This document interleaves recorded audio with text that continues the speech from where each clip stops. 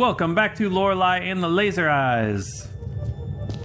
I didn't actually really notice that I think this thing has been getting redder down here. What does that signify? Who knows? Let's head on up to some of the year rooms, and I'm just going to open whichever ones I come across first. I have all the keys, so it should be pretty straightforward. 1973 shall be next.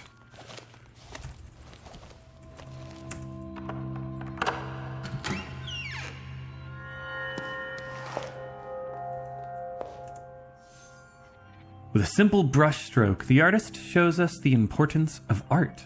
Whether young or old, big or small, our lives are not complete without it. This seems to be the theory of 1973. Our lives are not complete without art, huh? And what do these say? Untitled numerals. So all these are numbers, and we have to figure out how to complete the numbers, huh?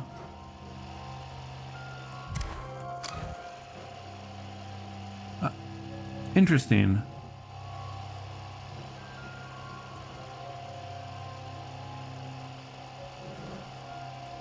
All right, what does... we zoom in. How does that help, though?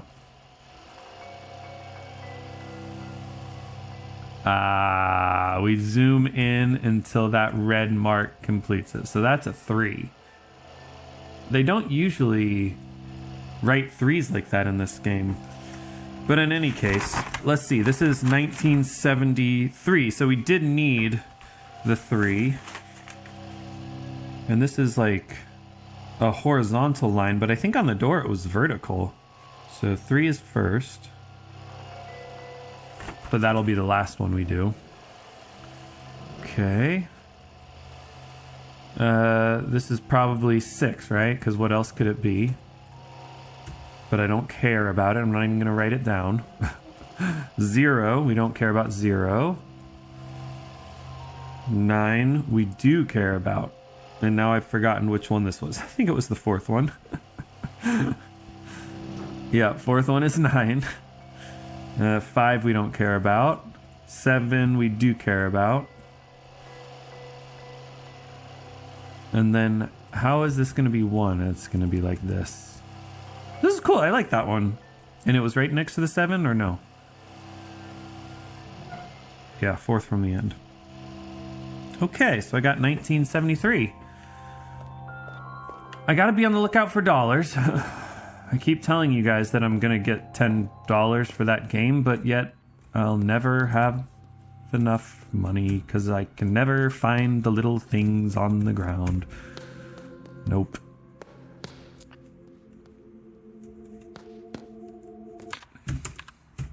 Let's see where we are.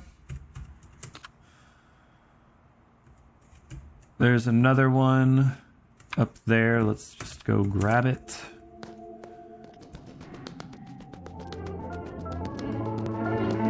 Oops.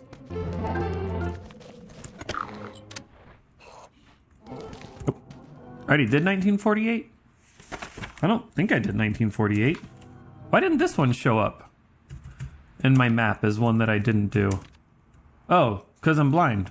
That's a good reason. Alrighty.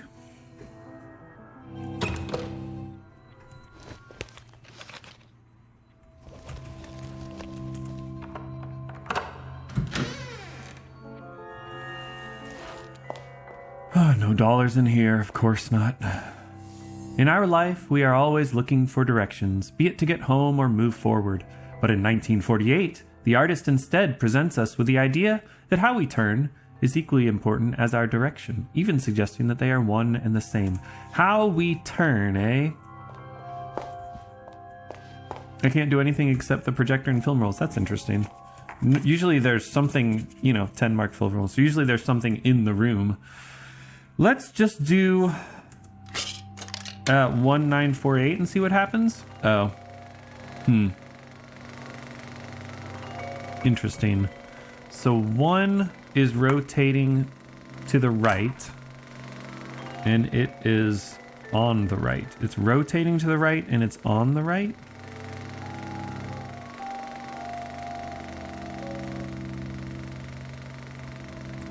What are the other options?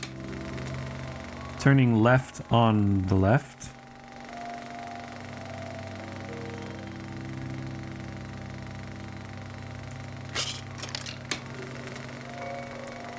Four turns right on the left. And the 8 turns left on the right. So I think I need to look at some of these other ones, see how they work. Okay, so that one turns... Oh wait, is this one of those optical illusions where you can't tell where it's turning? Wait, how can I tell where it's turning? Oh yeah, because we have perspective. The lines in the front are bigger than the lines in the back. Okay, phew. I was gonna say, wait, maybe my brain's just going crazy. Okay, so 0 turns up on the right.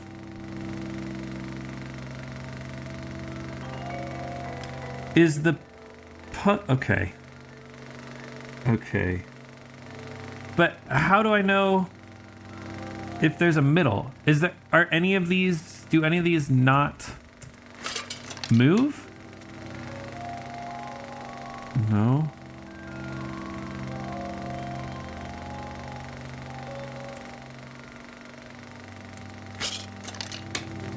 Yeah. Okay, so some of them don't move and they're on the right. Okay, so we have 2 crosses.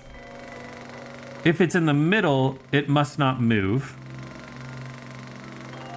If it's on the right, then it's on the right cross. If it's on the left, then it's on the left cross. And then the direction that it turns tells us which of the 4 positions on that cross that must be. So I think I got it. After I go in 1960, we can go up and check.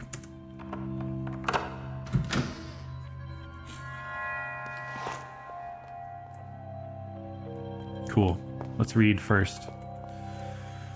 In 1960, the artist invites us to look at things differently. Armed with new perspectives, the abstract becomes concrete and meaning appears where there was previously none. We just need a new perspective, so let's look through the video camera.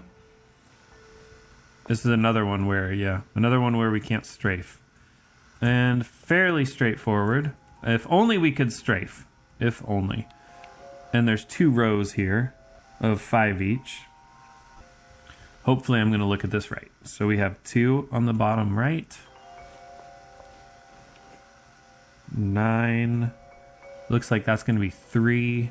Can I get 2 at once? 3 and 8.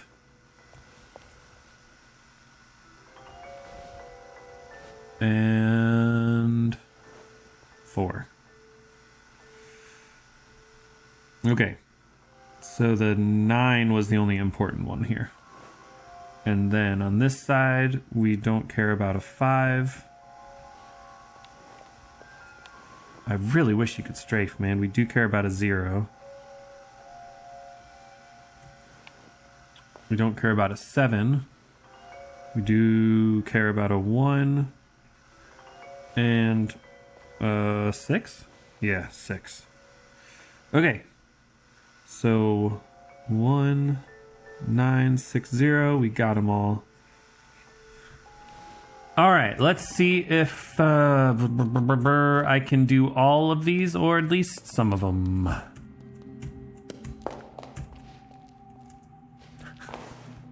That stupid shortcut gets me every time.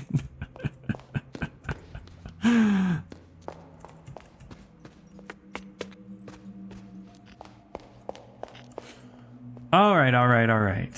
Which one of these? Yeah. I didn't figure this one out right. I'll go back to 1962, I think that was, and figure it out. But first, okay, so like this one. Yeah. One's on the left.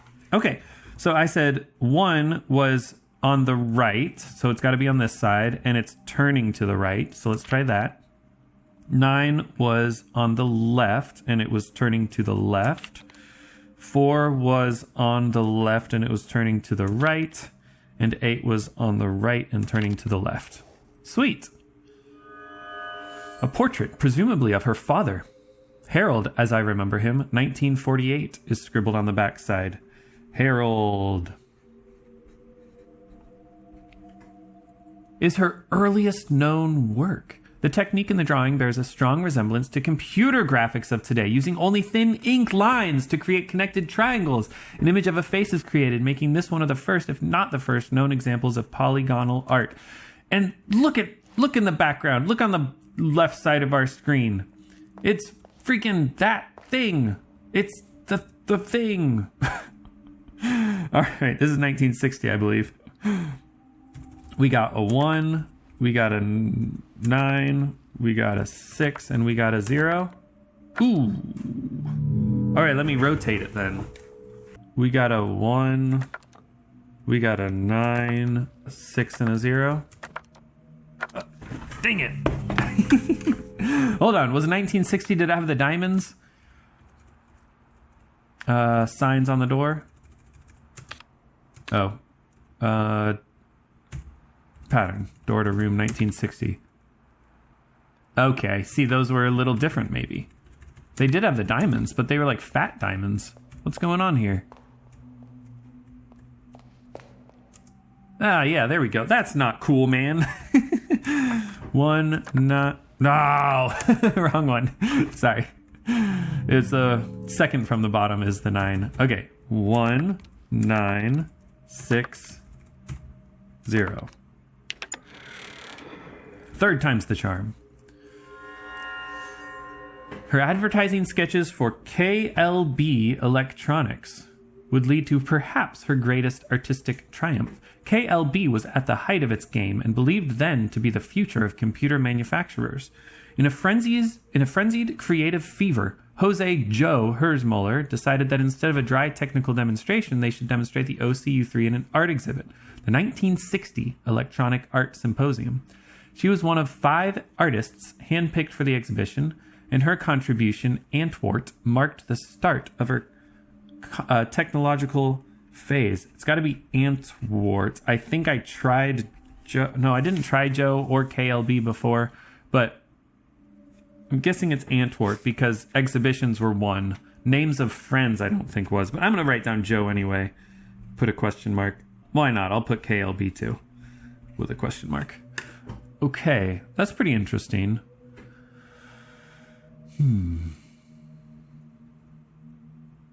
So they demonstrated the OCU3 in 1960, huh? Very interesting. All right, and then we have a long one, which is where? Where's the long one? Here? No, I already tried that. Is it the bottom? Oh, start the music. Thought it was a box.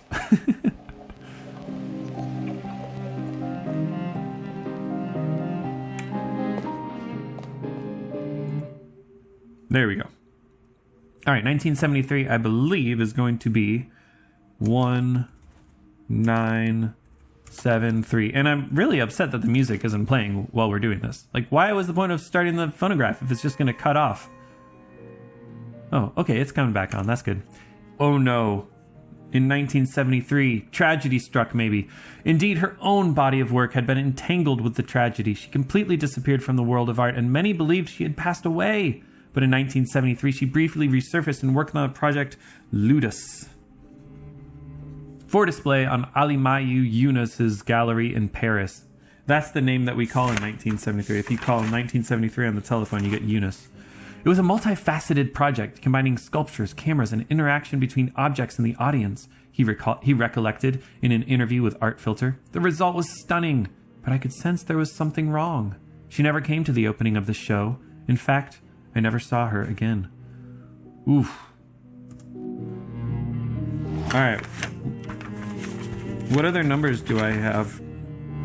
We gotta... Well...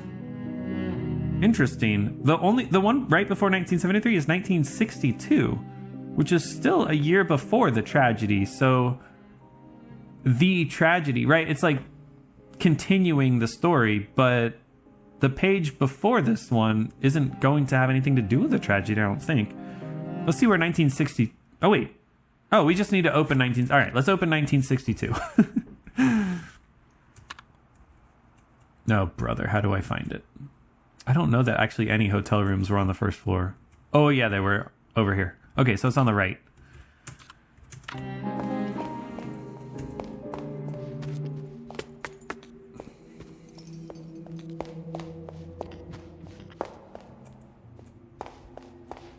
So yeah, it's these symbols. And it's... Let's see what this says. Look out of the windows. Let symbols meet ideas. So the clue is examining its symbolism from specific perspectives. Beliefs are only true when beheld in solitude. Okay, so we have to look at the beliefs in solitude. So like that doesn't count, right? You have to look at the number and the symbol in solitude. So like that would be 7. But okay, let's see. 1962. So all I care about is 1, 9, 6, and 2, right? Now, is this a 6 or a 9? I think it's a 9, right? Because when you look at it in solitude, it looks like a 9. So let's say that indeed the cross was correct. All right, 6. So let's look at the 6. Nope. Where's the 6? Let me strafe, game. Let me strafe. Ah. There's only 9 numbers. That means that the 6 and the 9 have to be the same number. Okay. So that 6 has got to be the hexagon, excuse me. Okay, and that's what I put. So we've tried this. All right, and then the 1.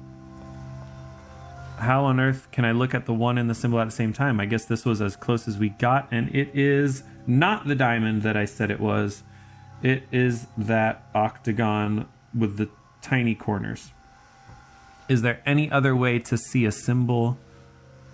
And, I mean, it could be the star, I suppose, but I don't think so. Oh no, because we're also observing other things in the frame. Okay, cool. And then 2...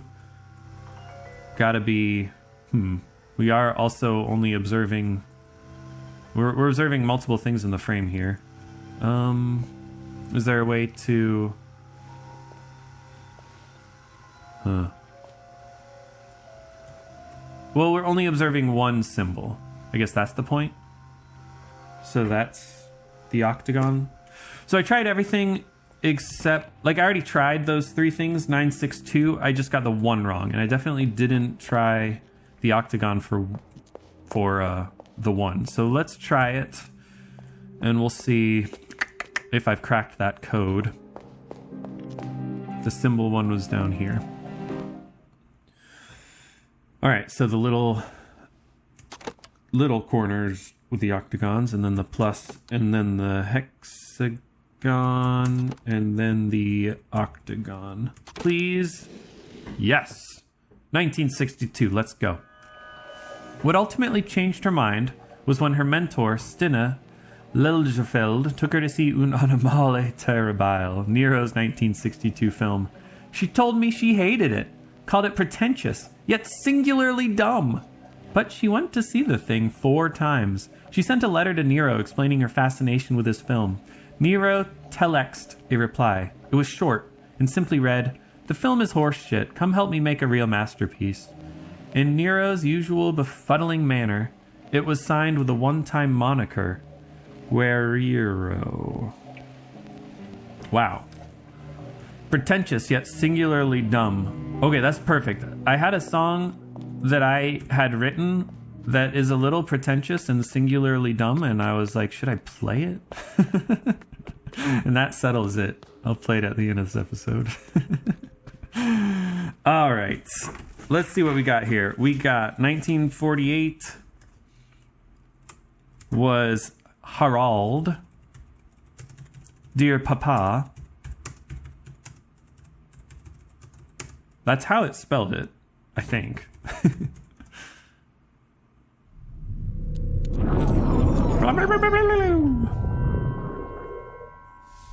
So the size or the area maybe of the squares. Yeah. This is the area. I got that. It's 19 something. So let's see here. Are they visions? Yeah, 1948.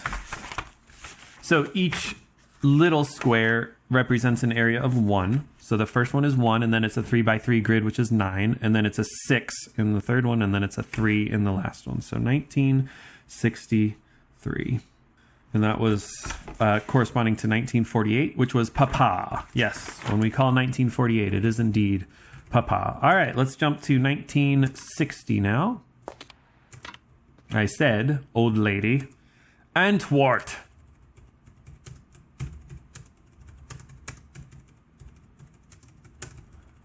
Ooh, Antwort. Yes. Oh, interesting. Some sort of angles. I think maybe you have to rotate the lines. Let's see here. I quite like these puzzles. Okay, so say, we know the first one is either 1 or 2. So that's going to be a good Rosetta Stone. So if we rotate that horizontal line down following the arc, that turns it into a 1. Now, the bottom left, rotate it down and it becomes an 8. The whole bottom part, it's bottom. You rotate the bottom and you rotate it up on the third one to get a 4. And then the last one is 7. So 1847. I feel like these are my kind of puzzles. This was 1960, right? Yeah. 1847.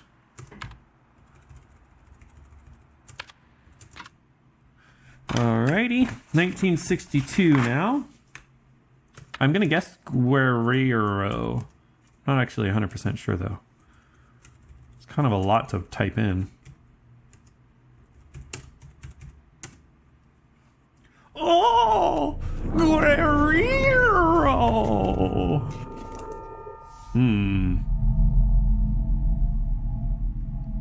It's got to be 1963, but why?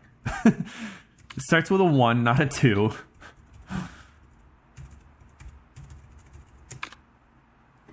It starts with a 1, not a 2, right? Like it's got to be a 1. That third symbol looks a bit like a 6. The last symbol looks a bit like a 3. But like what exactly is the solution? Whatever. I'm just going to write 1963 with a question mark, and if I get it wrong, then I'll know to go look at it.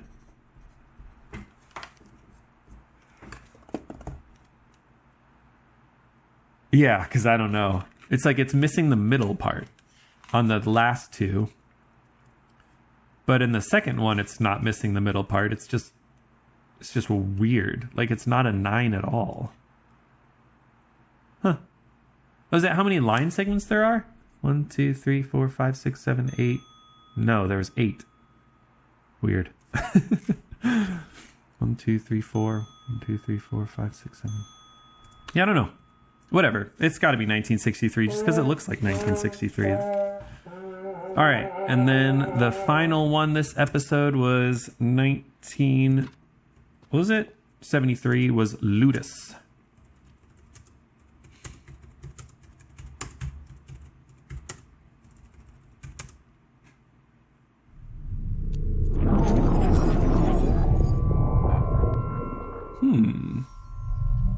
So like that's got to start with a 2, right?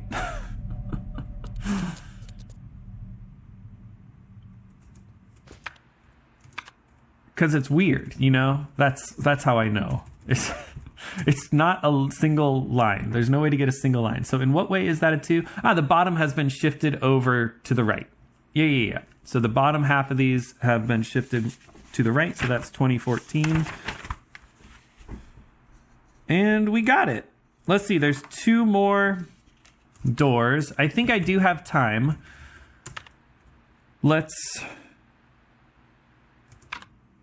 go unlock the 2 doors and figure out the puzzle boxes, and then I won't put them in the memory until next time, and then we'll have a finale where pretty much all we have to do is go down to the OCU 3. Okay.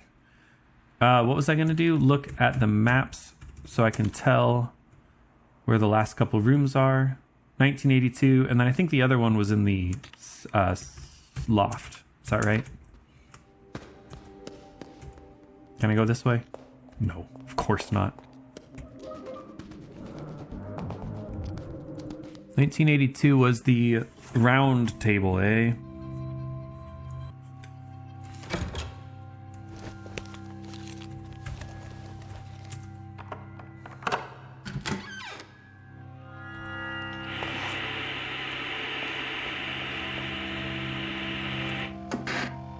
Oops. Oh boy. Every day we visit parallel realities on our screens. In 1982, the artist employs this idea to show us how we can perceive the same space in different ways. The work itself leaves us wondering about which is most true, the reality around us or the one on our screens. Oh, okay, so we see the TV screen. So that's probably, when we see the TV screen, it's probably the bottom. So yeah, it's like 5, 1. Oh boy, this is gonna take a while, sorry. 7, 6, 2, 8, 4, 0, 3, 9.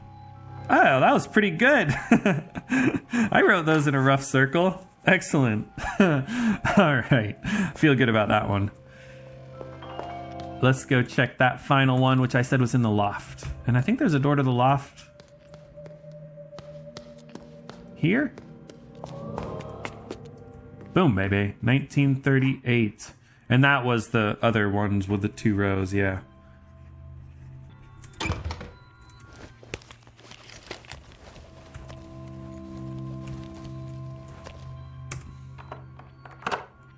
That was the first key we ever got? It's funny. Oh boy, what do we got here? Perspective paintings, huh? Perspective sculptures and perspective paintings. Using modern techniques, the artist plays with the perception in 1938. Twisted perspectives appear correct, small appears big, yet always with an equal. We are thus to believe that truths come in pairs. Matching our own truth is another truth, hung on display for everyone to see. Can I zoom in?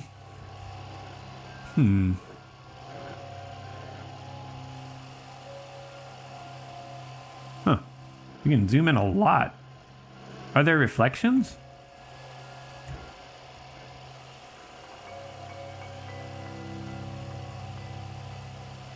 Or...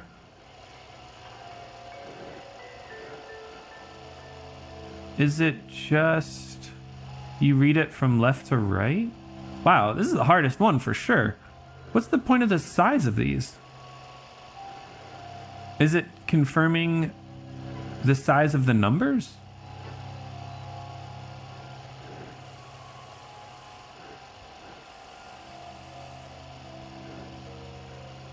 Like smallest, biggest, so that's 1 and 9? This is the sort of thing I feel like I'm overthinking or possibly underthinking. Alright, I don't really know. We can really zoom in on this though. Why? Why did it let us zoom in on it so much? Like, look at that. That's crazy.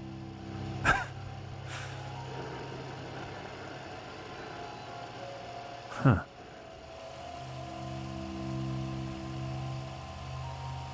Huh. And what does it look like if I don't do this?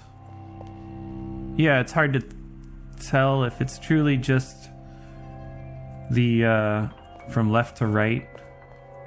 But there's something to do with the pairing of these. I don't understand.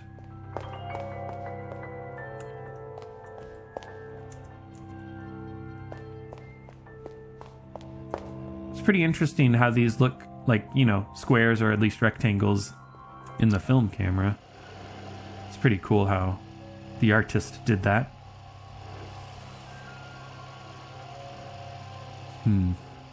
But it doesn't reflect, right?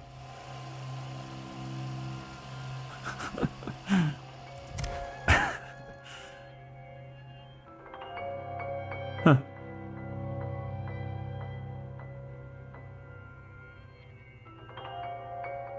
Okay, I'm just going to guess that the numbers go from... left to right?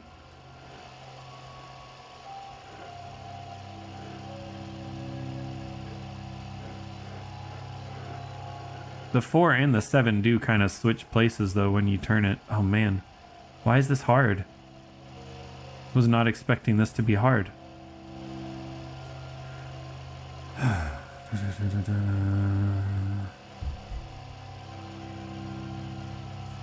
Alright, what did the sign say again? There's a clue in there.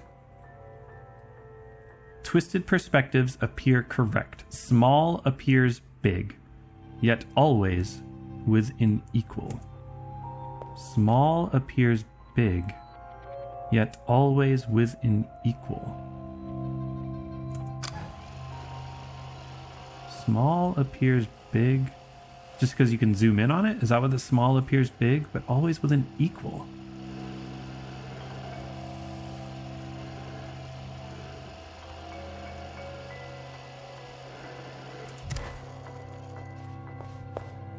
Like, does 5 go here?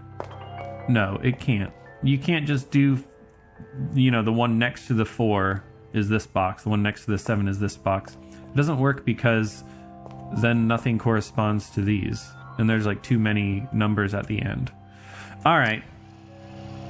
We'll write down 4, 7, 8, 9, 2, going bottom to top on the left side. And then 0, 1, 3, 6, 5 going top to bottom on the right side. It doesn't really make much sense. Maybe it's instead... I don't know. Yeah, I'm at a loss. Hopefully that's right. We'll find out next time. I guess I said I'd play you a song, didn't I? Let me find a good place where there's not going to be music. No music.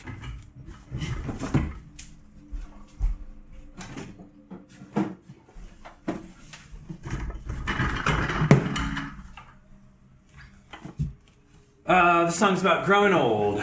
Oh, right. So...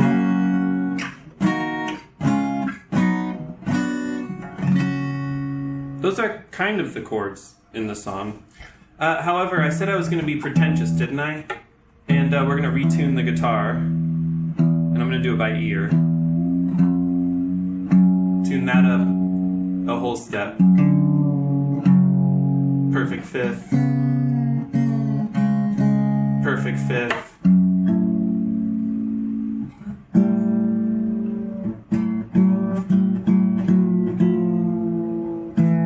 Perfect fifth.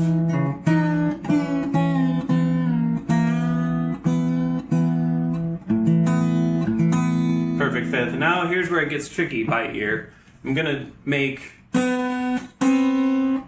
those two intervals sound equally nasty.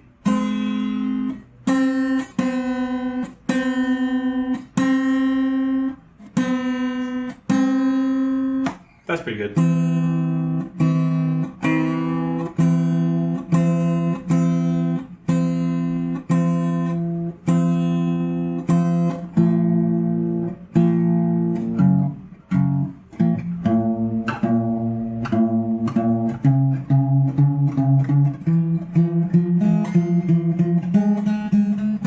So we essentially have two pairs of 3 notes, and those are all nice and consonant, and then we have these 3 notes, and these are all nice and consonant, but the relationship between those pairs of notes, you can't create unisons on the guitar. But what you can do now, instead of having 12 notes in one octave, we now have 24.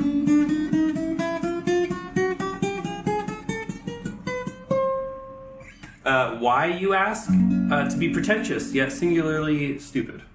And this song was very simple. I wrote it a while ago, and I was like, it doesn't have much promise. Like, it's not really anything to it other than the tuning. But it's about being old, so kind of works pretty well.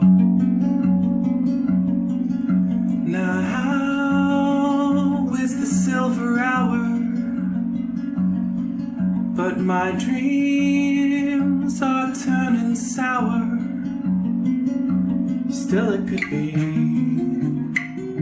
as nice as it seemed, as it once seemed.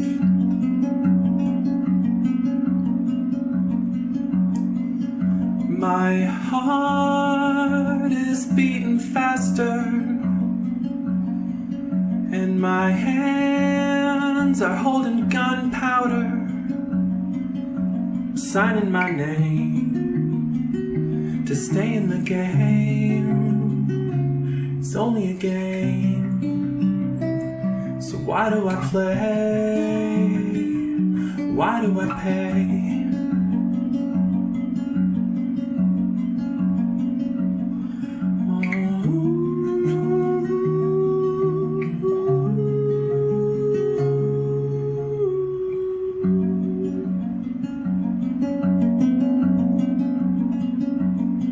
My head is pounding harder,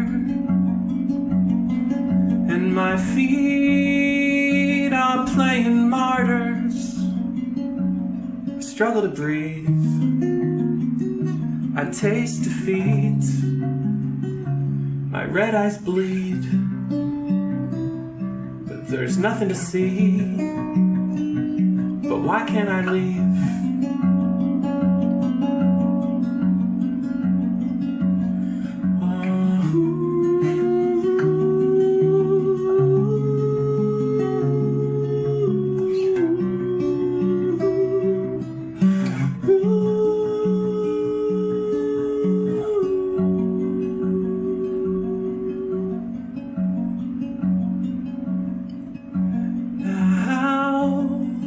It's the silver hour,